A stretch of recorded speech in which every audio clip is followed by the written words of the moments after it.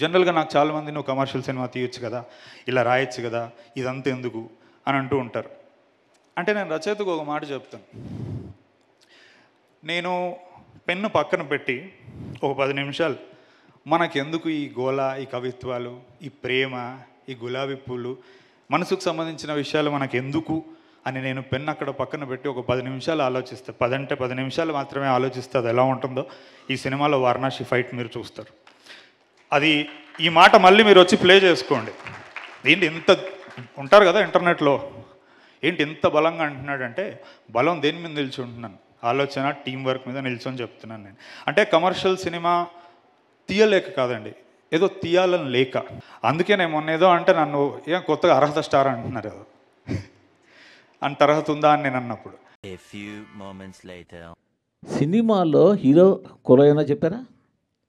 Heroine కులం చెప్పారా? Hero తండ్రి ఇంకో క్యారెక్టర్ ఎవరిదైనా కులం చెప్పారా? అంటే ఒక రేప్ చేసే విలన్ క్యారెక్టర్ చూపించాల్సి వస్తే మీకు బ్రాహ్మణ్ కావాల్సి వచ్చిందా? ఏంటనేది ఉండండి, నేను మాట్లాడుతున్నాను. కాశీ లాంటి పవిత్రమైన పుణ్యక్షేత్రంలో మీకు ఫైట్ సీక్వెన్స్, రేప్ సీక్వెన్స్ తీయడానికి ఒక కబేలా కావాల్సి వచ్చిందా? కాశీ లాంటి ఒక పుణ్యక్షేత్రంలో ఒక పంతులు, ఒక ముస్లిము కలిపి రేపు సీన్కి అసిస్ట్ చేసినట్టు తీయాల్సి వచ్చిందా? ఏంటండి మైండ్ సెట్? ఏమి ఓ కాపు, కమ్మ, రెడ్డి, బ్రాహ్మణ్ చెప్పలేపారా హీరోని? లేదు ఇంకోటి చెప్పలేపారా? యాక్చువల్గా క్యారెక్టర్ పేరు పోనీటేల్ గాయ్ అని ఉంటుంది sir, but I don't know who has given that name.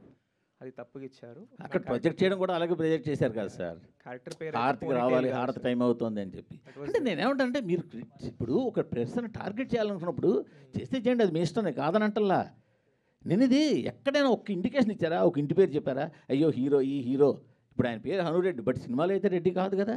చెప్పడంలో మేబీ ఆయన రైటరు, ఆయన ఇంగ్లీష్ కాదు కదా. ఆవిడ శుద్ధేజ్ ప్రపంచంలో దేనికైనా ఉండొచ్చు. కరెక్టే సార్. అక్కడ వాళ్ళకి ఇవ్వడం అంటే మేబీ తప్పుగా ఇచ్చారేమో. మీరు కాశీలాంటి పుణ్యక్షేత్రంలో తీస్తున్నారా? అక్కడ కబేళ పెట్టి కబేళలో రేప్ సీన్, ఫైట్ సీన్ పెడతారా? అక్కడ యాక్చువల్గా sir there are lot of people are there sir అక్కడ, what we have studied. Sir ఇంక మీరు ఎన్ని చెప్పినా అది ఎక్స్క్యూజ్ కాదండి. ఈవెన్ డైరెక్టర్ వస్తే, నేను యాక్చువల్గా డైరెక్టర్ని ఇది అడగడానికి కోసం వచ్చాను. ఓకే కాదండి, అది ఏంటది?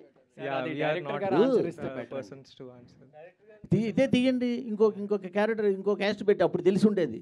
సార్ మూర్తి గారు 1 సెకండ్. మా డైరెక్టర్ రైటర్ కాబట్టి ఆయనకి ప్రతిదానికి ఒక బలమైన కారణం ఉంటుందండి. దయచేసి మీరు నిజంగా ఆయన అడిగితేనే బెటర్ అండి. అంటే మీకు లైవ్ అందరూ చూస్తున్నారు, అందరిలోకి వెళ్తుంది, ఆయన చూస్తాడు, ఆయన కారణం ఏం చెప్పి ఉండొచ్చు, వేరే సంగతి. బట్ నేనైతే చెప్తున్నాను సార్, 2 అబ్జెక్షన్స్. ఒకటి, సరే ఓకే, కాశీలో పురోహితుడినే చూపించాడు, ఆయన ఇష్టం చూపించుకోమన్నాడు.